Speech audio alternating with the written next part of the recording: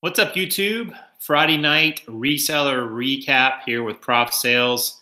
And I thought I would jump on for a little bit, talk about what's been going on this week, what's coming up next week, the state of eBay and Amazon, as if I'm qualified to talk about that, but I'll give it my best shot. How books are going, I'll share with you guys some numbers on that.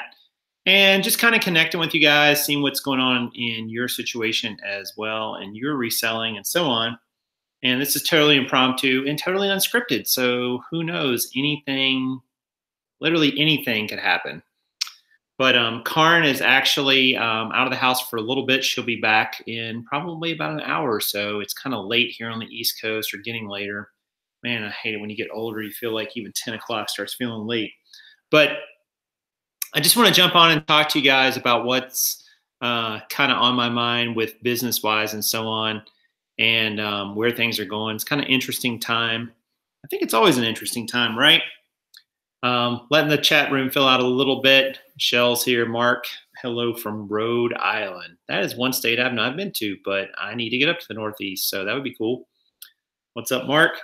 And yeah, so the state of reselling recap is what I called this, right?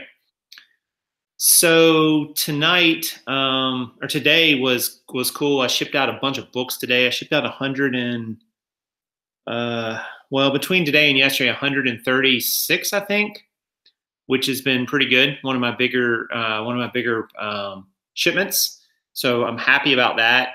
I'm getting better on processing the shipments, but I'm still not there yet. Processing shipments and getting it really fluid and quick is not my forte. I'm going to share some numbers with you guys here in a moment. Show you where I'm going to show you how much it cost, and I should do a video just on this. How much it's cost to kind of start this reselling business with Amazon, because I told you guys I was going to be real transparent with the numbers about this, and I intend to keep that promise.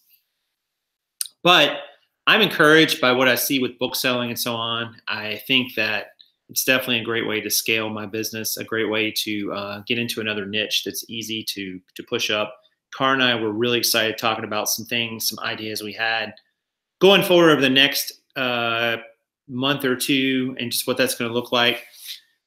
But yeah, so Thrift Trader said I joined Paul's program. Thanks, Thrift. Yeah, we had Paul Lipsky on last night, the eBay Dropshipping Titans course.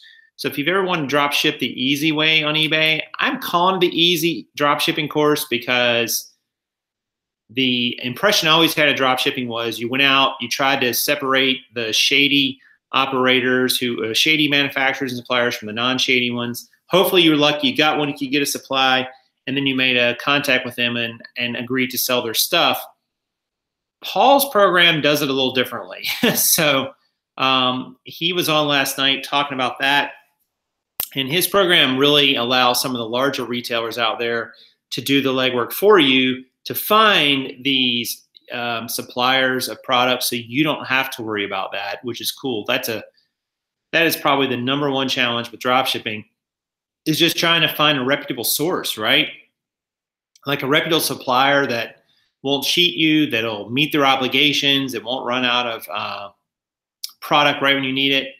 So check out the link in the description below if you want to check out his course. He really does lay it out from start to finish, all the way from like setting up an eBay and PayPal account, all the way to where to find product, how to set up what you should call your store, like all kinds of things like that. It's a really good course. And so check that out in the description links if you want. It's called the eBay Dropshipping Titans course. So really good course. Yeah, inventory performance index. That's a great question, Mark Corbett. And so you're talking about on Amazon, right? I actually don't know what mine is yet. I thought the last time I checked that there was nothing for it yet. And if you can tell me where to find that, I think it's under performance, right? Maybe performance notification. Nope, it's not under that. Inventory.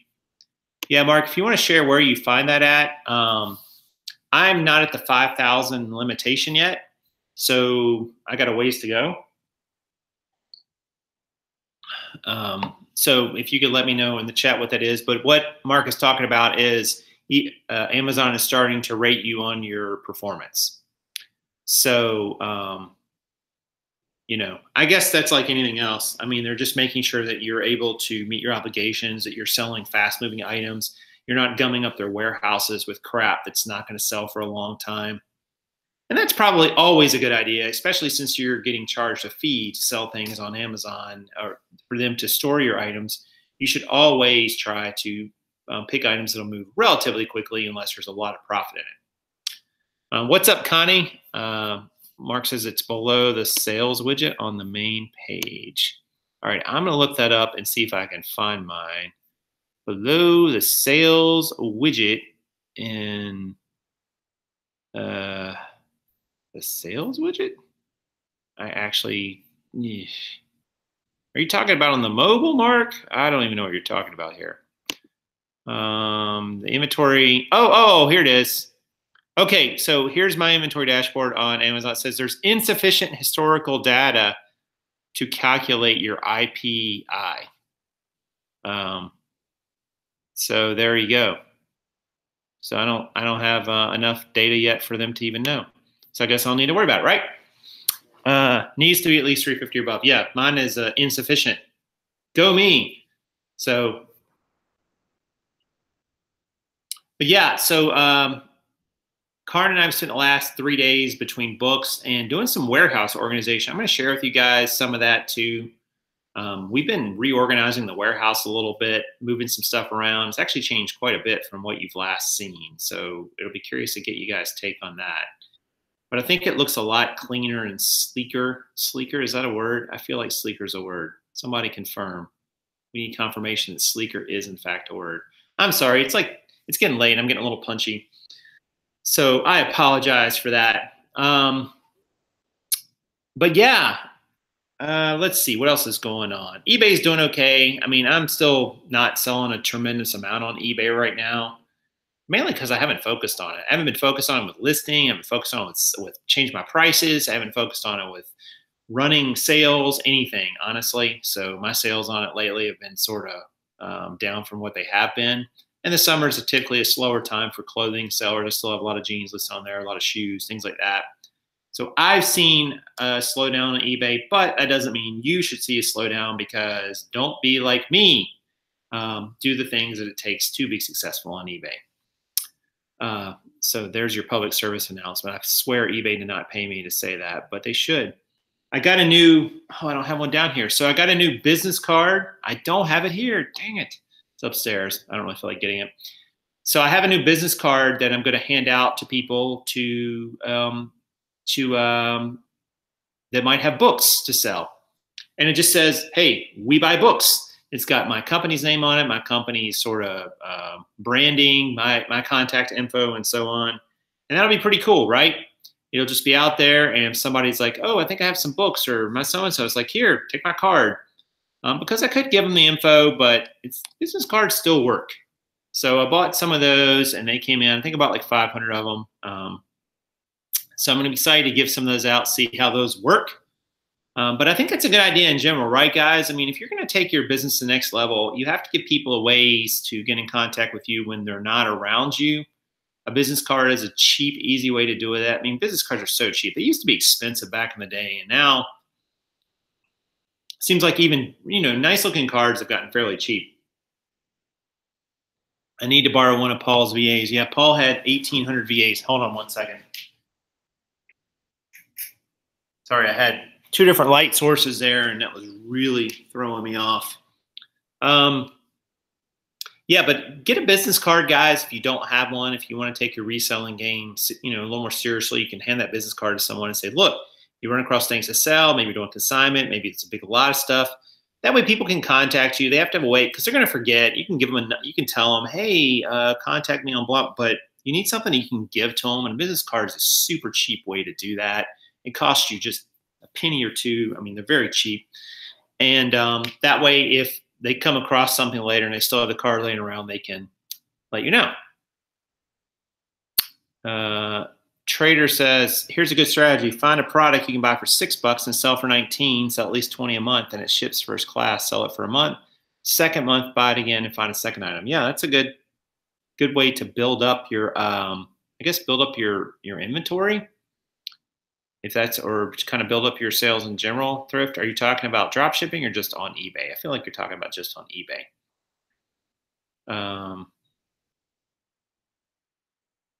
Yeah, then double your SKUs within 8 months, you can make 12K a month. Oh, yeah, 12K a month is nice.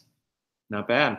I'm going to share with you guys some real quick, just sort of a recap of the spreadsheet I'm using to track my Amazon sales for books.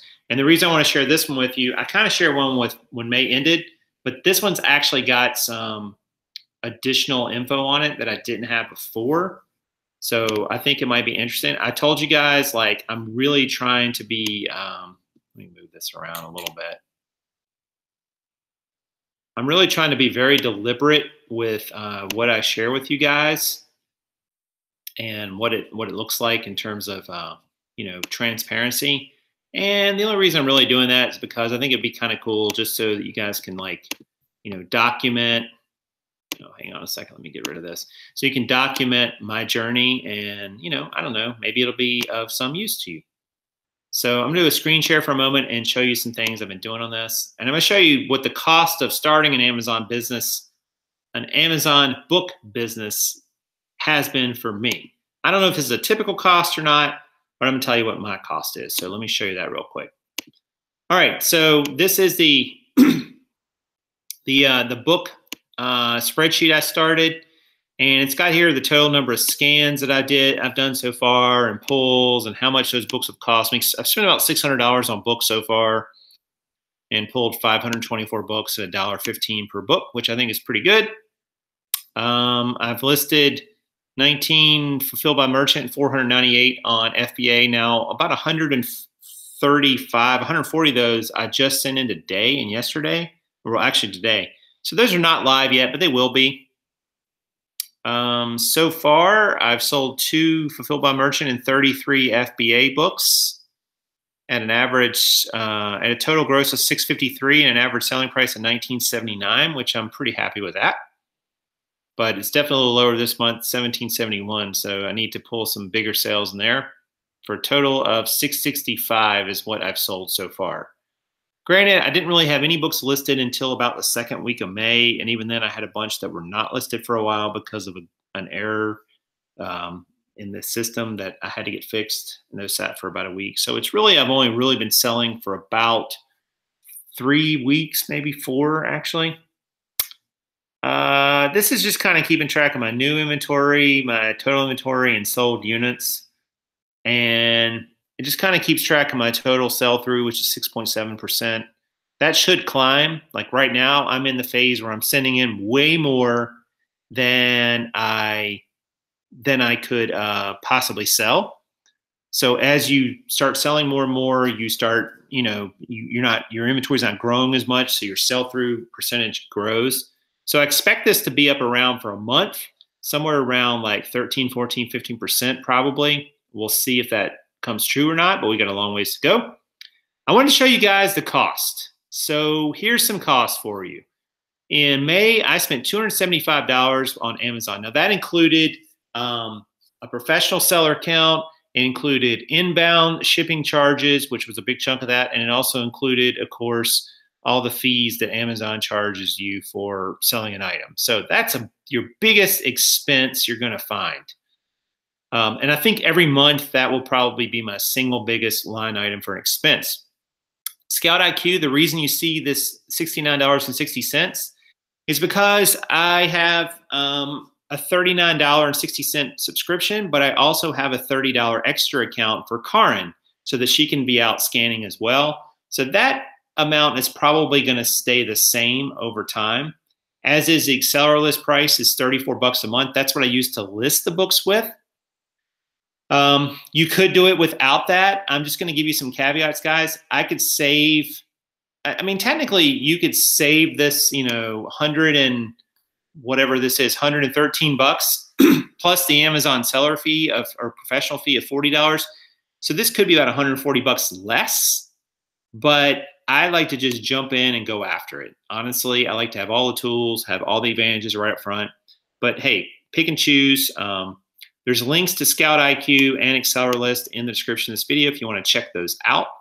And they're pretty good products. And so far, I've been happy with them. But you know, anything can change. But so far, I have no complaints. So I've spent $482 just on the Amazon fees and ScoutIQ and Accelerlist to start, which is a big chunk, no doubt.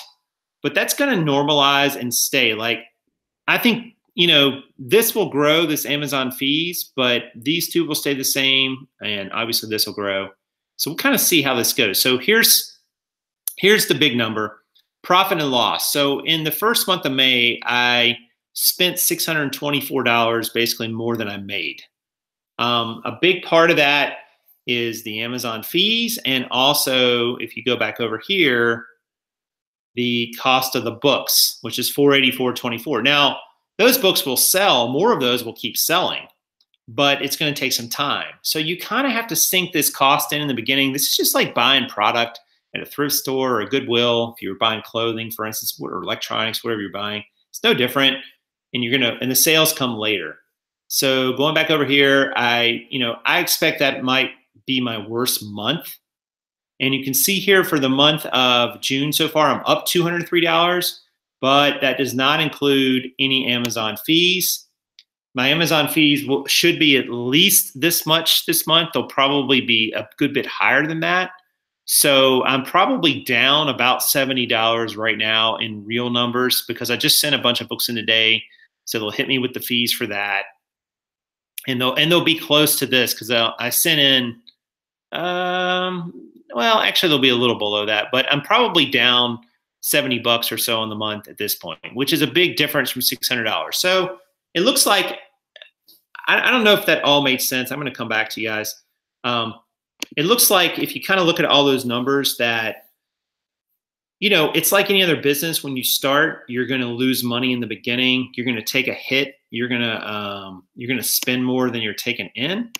And I think that's pretty typical, is it not? I mean, I don't know that's really that surprising. The same thing happened when I first started selling on eBay, because I had to get a printer and I had to get labels and I had to get a tape gun and I had to buy product and I had to set up this and set up that. I mean, it's just reality, guys. Like, if you're going to be in business for yourself, even if it's part-time, you are going to have to spend some money. You're going to have to spend some, what's the old saying? You have to spend money to make money.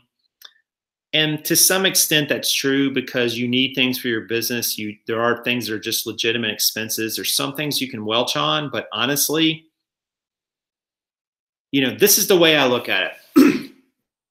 Any $50 or $100 or $150 tool, or any $40 or $50 a month subscription, in the big scheme of things, doesn't really matter that much.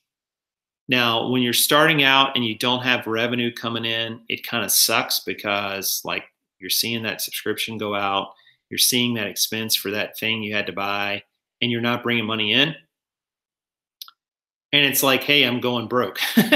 But you have to have some patience with this process. And you know, once you have some scale going for you, whether it's, you know, you got 100 eBay listings up or 500 listings up, or you got 1,000 books up on Amazon FBA or whatever it is you're doing, I think you see that, you know, the sales start coming in and they start offsetting all those costs, and eventually you start becoming more profitable. So, you know, don't get discouraged if you're just starting out your business, if you're just getting going on one of these platforms, Poshmark, whatever it is, and you're seeing all these fees and expenses you got to pay. That's just the way it works. I mean, don't sweat it. In the big scheme of things, it's not really that big a deal. People get so hung up on it. It's like, did you think you were going to jump online and start selling and it would all be free and you would only just make profit and never have to spend anything? That's just not the way it's going to work. So, you know, buy the tools, get the subscriptions or software you need. The ones that you want, wait on them a bit if you want, you know, but get them once they make sense for you, because if they can really help you. I mean, again, you know, I didn't have to buy a KDC scanner, but honestly, it's like, man, and I should have put that in there as an expense actually. Like Karin is out there with me now, and we go through a store more than twice as fast. So I don't know that, like, I don't think that's really a big deal, right, guys? It's like, if I told you, hey, you're going to have to spend $175 on this tool that's going to allow you to find product twice as fast as you have been doing, you would be silly not to take me up on that offer, right? So while on the one hand, it's like, hey, it's 175 bucks, and 175 bucks is 175 bucks. On the other hand, that tool, that $175 is going to make me thousands and thousands of dollars. Like the return, we get so hung up in return on investment in this community. Your tools and your software and your education, those things have a return on investment that is just crazy high, way higher than you're ever going to get on one item or product. I mean, your smartphone literally can make you thousands and thousands of dollars a year, tens of thousands of dollars, hundreds of thousands potentially. So if you don't want to invest in those things and you don't want to spend money on your tools, your software, your education in this business, it might not be the right business for you. You're always going to be at a disadvantage. You're always going to be limited in how far you can go. It's not saying you can't build a nice business without it, but you know, this is the world we live in, and there's all these great tools and things out there that can really help you. You just have to make sure you invest in them when you need them. So anyway, let me grab some water. Whew, talking too much. You guys are probably like, yeah, he is talking too much. We say that all the time.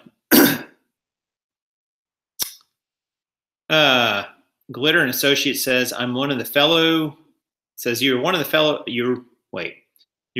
YouTubers who helps keep resellers ground instead of the others who show highlight reels. Well, thanks for that comment, Glitter. I don't really have a comment on that comment to say. I mean, I know there are people who show only their wins, and that can be tempting, but you know, it's not an accurate picture to only show the things that go right in your business. You clearly can do that if you want to come on YouTube or Instagram or Facebook or what have you and do that. It's totally up to you. No one can stop you. But I think if you want to be honest with people and be genuine, it's nice to show them that there are struggles too. And I just showed you guys in the first month of book selling, you know, I'm down 600 bucks. And everything I've read and seen tells me that was to be expected. Like there was no way around it. It wasn't like I was suddenly gonna buck the trend and be up $500 the first month I started selling books. Like it just doesn't really work that way for anybody, because there is some things you have to do that cost money up front and you don't have money coming in. But you know, so what? I don't care. You know, I mean, I don't know about you guys, but I feel like all these numbers are just kind of like just that. They're just numbers on a screen. They don't really mean anything in the big scheme of things. You know, you make money for a purpose, quote unquote, so you can go do other things that don't require money, which is interesting for the most part. Or you're trying to have these experiences in your life or just sustain your life. But they're just numbers on a screen, $600, $60, $6 million. It doesn't really matter. It's all like whatever, you know, value you put on it. And I just look at it as just a means to an end. But anyway, that's my philosophical. You guys are getting the philosophical prof here on it late on a Friday night. You can earn money without leaving your house these days. That is what I do. Yep, you sure can, Duncan. You know, I was talking to another reseller tonight about, you know, how do you scale your business? How do you get yourself out of this mindset of being the bottleneck, you know, because I've talked about this before, but man, it seems like so many people still don't get the simple concept that at some point you become the hindrance to your business because you are a finite being with a finite amount of time and energy. And once you've put into it as much as you can give, your business can no longer grow past a certain point. I don't know what that point is. So you've got to start expanding you out, whether it be through technology or whether it be through VAs or employees or systems or whatever it is you're doing. And a lot of resellers never really come to that realization. They think they have to control and own everything. And I think that's a really short-sighted, a narrow mindset. But I just think you have to realize that, to grow, you have to be willing to give up. There's a slogan, there's a merch shirt for somebody. To grow, you must give up something, which I think is true. I think it's true. To grow, you have to give up things. Honestly, you have to give up control. You have to give up pride and realize you don't know everything and you can't do everything. You have to give up, some of your ownership. You have to give up your money sometimes to do that, to grow. So to grow, you have to give up things. It's just that simple. Are you still selling on eBay and still have your warehouse? Well, you are correct, Warren. I am still selling on eBay. We do still have our warehouse, and we're using it. So there you go. There's that. Mark says, if you do not have an index score, then on the Amazon Performance Index inventory performance, you will see the default storage limits. Yeah, I'm at 5,000, Mark. I can tell you right now, if I had 5,000 books, let me back up. When I have 5,000 books listed on Amazon, I would be pretty happy with that number. I mean, that's maybe not the end, but 5,000 books, and I think they would probably lift my inventory storage number, but 5,000 books on Amazon that are good ranks and you've bought for good prices will produce a pretty good income, will produce a nice revenue stream. It's sustainable.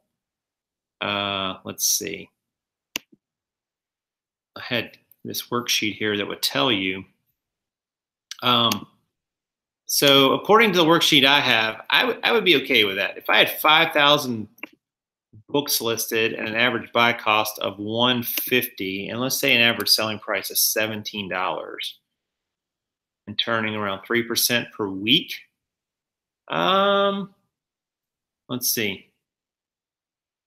5,000 books listed would net about, well, you'd have to list it. You'd have to have a few more than that listed per week. Yeah, that's probably close. 5,000 books, and if you were sourcing 200 per week, you would net about $61,000, almost $62,000 in year one off of that. And then in year two, you would net about $68,000. So 5,000 books would be a nice number to have. So if Amazon never raises my storage above that, and I hit that number and get to that many books, I'd be pretty happy with that. But I'm going to source some other things too. I'm definitely looking at other things to source for Amazon. Amazon is just the 800-pound gorilla in the reselling world, the online e-commerce world. So there's just no reason to continue to ignore it, and I'm not.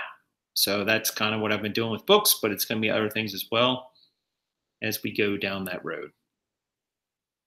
Growing is painful, seriously.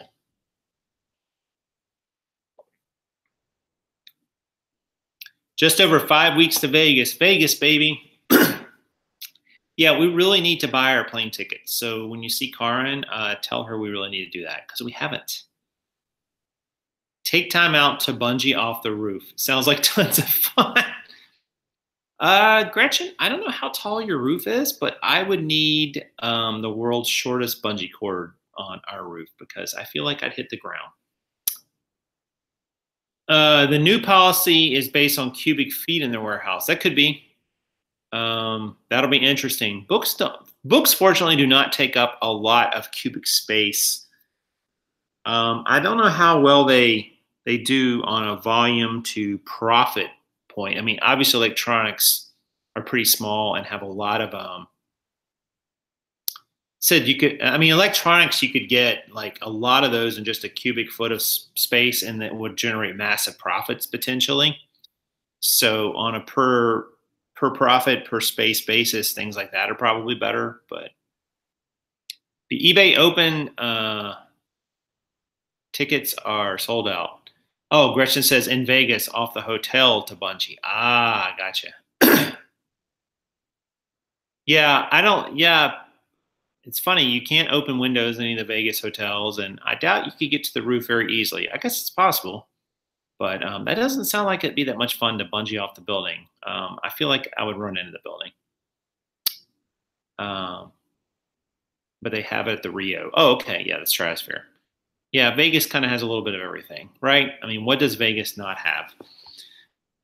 Well, never mind. Let's not go there. I'm not even sure where that conversation might go. But I mean, what do you guys? All right, so it's the middle of June. It's almost the longest day of the year, the first day of summer. You know, what are you guys plans for summer for your business and so on? Like, what's going to be different? What's going to be the same? You know, you can share it in the chat or share it in the comments after this video post. Kind of curious what you guys are, if you're going to have to pivot this summer, or it's just, you know, stay the course with what you've been doing. I've kind of told you what I've been doing, shown you some of my results. And there's some other things, like I said, I've been talking about some other things we have brewing, but I literally cannot talk about them. I've been sworn to, not secrecy, but I've been sworn to non-disclosure. Is that the same thing as secrecy? It might be.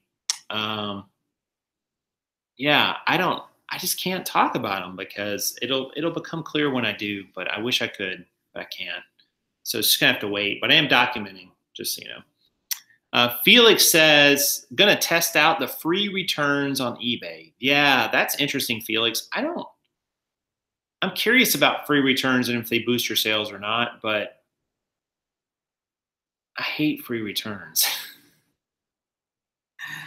Sorry, I'm just being honest. I do. I hate the concept. I hate everything about it. I understand why they're doing it. I understand that for the consumer, for the customer, it's great, but I just feel like it's, for me as a reseller, it sucks. So I'm not really into doing that. Duncan says it's winter. Well, Duncan, you live on the upside down part of the world. No, I'm just kidding, my friend. Yes, it is winter where Duncan lives, but it is hot here. Trust me, we have the heat. Drummer is pushing into Amazon more. Drummer, I was in a Sam Ash today here in Charlotte, just so you know, and it was glorious.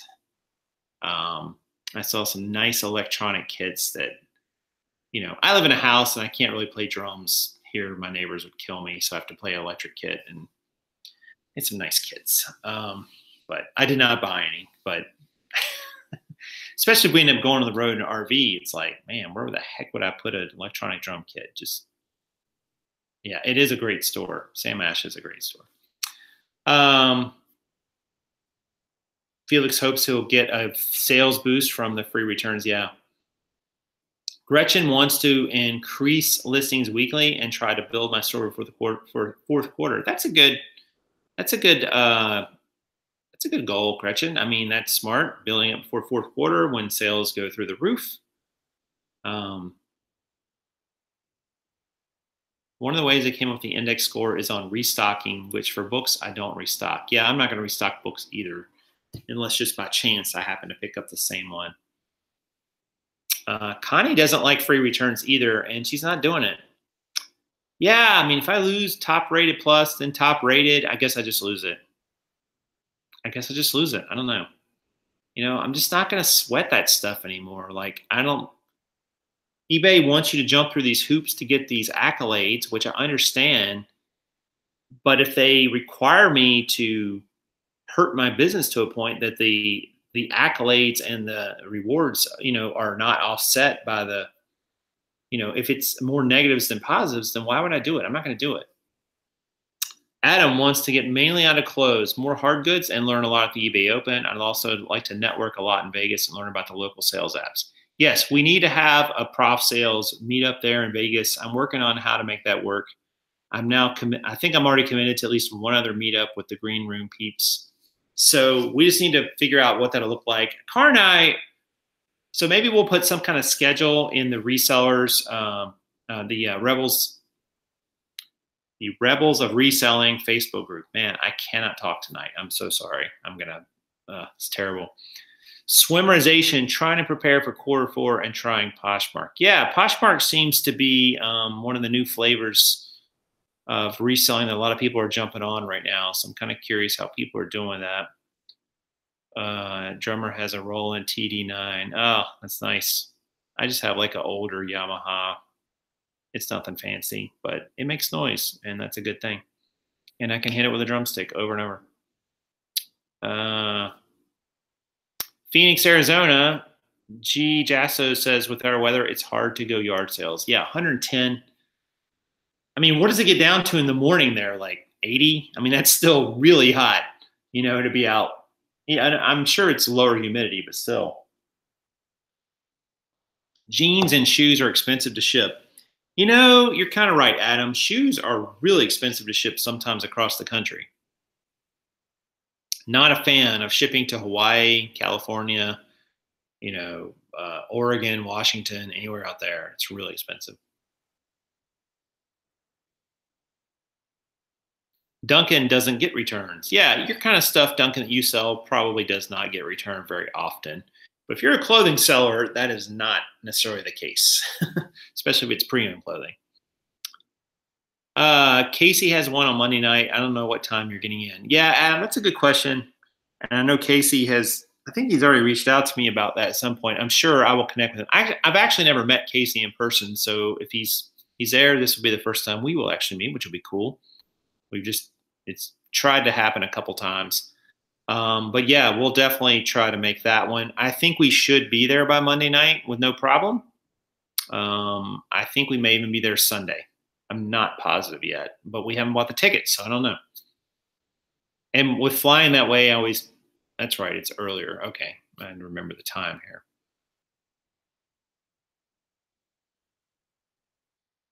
Mark says, when you're doing books, you should look for items that are new you can send in. Yeah, I agree, Mark. And I'm starting to slowly move in that direction, but I'm not there yet.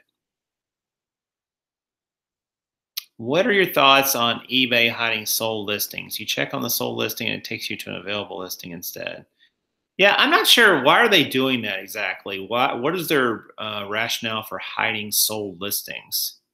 I know they've been doing that recently, but I've not kept up with the reasons. If somebody wants to explain that, I'd like to hear what the reasoning is behind it, because I don't really have an opinion on it without knowing why they're doing it.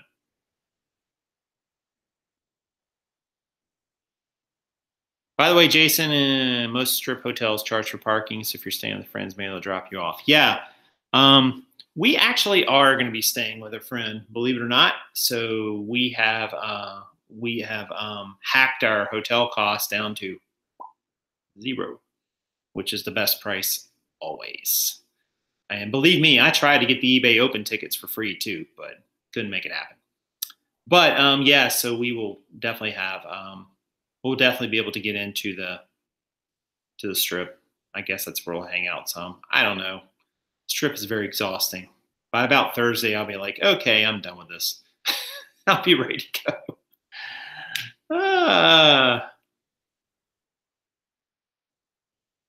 If a shoe has size 11, would it say on its tag if it's a wide? Yeah, it usually does, Mark. Usually a shoe is going to tell you if it's a wide or not. That's not something they usually leave off of the sizing, because it's important to know. Okay, so why are they hiding sold listings? Because they're trying to get people to buy, not look at solds.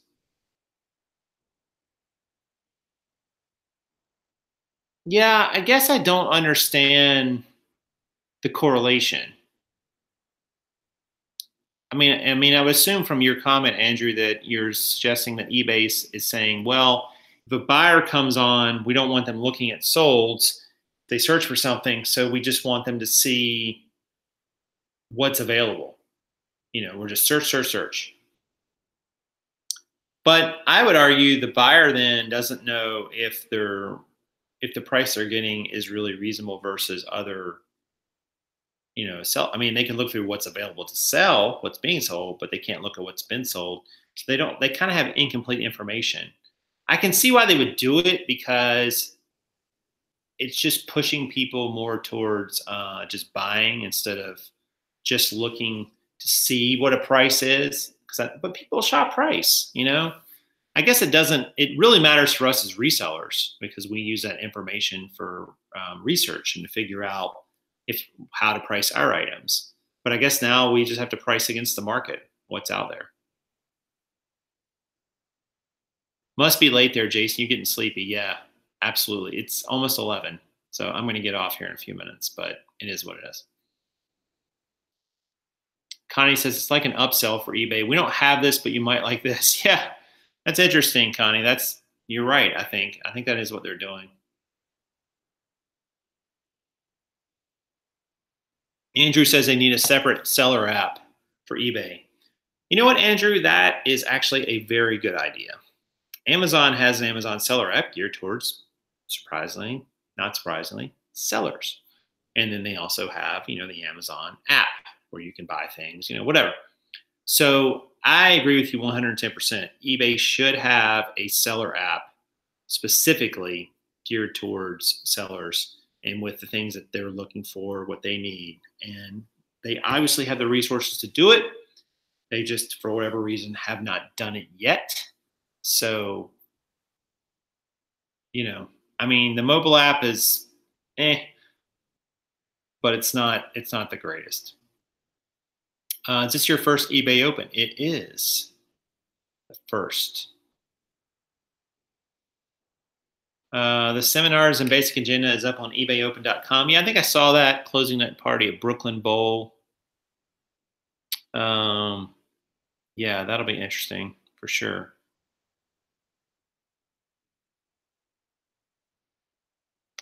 New toys are great to send in the fourth quarter. Well, yeah. Toys R Us are going soon, guys. I saw the kid on the corner with the sign saying, "Everything, let's go. Fixtures being sold. Markdowns, markdowns." So yeah, the Toys R Us going to be gone. So we were having a conversation tonight at dinner about where will those manufacturers sell their toys at? It's an interesting question. Will they divert more of them to, and maybe they already have, divert more to Target, to Walmart, to other stores? I don't know. So I don't know the answer to that. Maybe they'll just sell themselves. They'll sell their toys online themselves on Amazon, eBay, where have you. Buy all Toys R Us stock, put on eBay. 60 to 70% now at Toys R Us and Babies R Us. Yeah, they're definitely moving. I mean, they're not far from closing, so I think it won't be long now. So it's the end of an era, but. All right, guys. Well, thanks for hanging out with me tonight on Friday night. I appreciate it. I hopefully shared some good tidbits about my selling and especially my book sales and so on. But if you enjoyed it, if you enjoyed the video, hit the like button. Hit that subscribe button too if you want, so you can always get a notification. And make sure you check out the description below this video. Lots of helpful links down there to some of the stuff we talked about. What's up, Sue? Hey. How you doing? And make sure you check out the links down below. There's a link to that new dropshipping course if you want to check that out. And some people already have from last night's show. And I think you'll find that it's a pretty good course. A lot of people are finding a lot of value out of it. So I'm going through it, finishing going through it right now. So I can't wait to finish it and get started myself. All right, so that's going to do it for tonight. We should be back next week, maybe Monday or so. And hopefully my sidekick, I'm not supposed to call her that. Some people get upset. But I mean as a term of endearment. Karin will be beside me next time. And I hope you guys have a great weekend. Go out there and crush those sales, crush your business. You can do it. And I will see you real soon. This is Prof Sales saying good sales to you.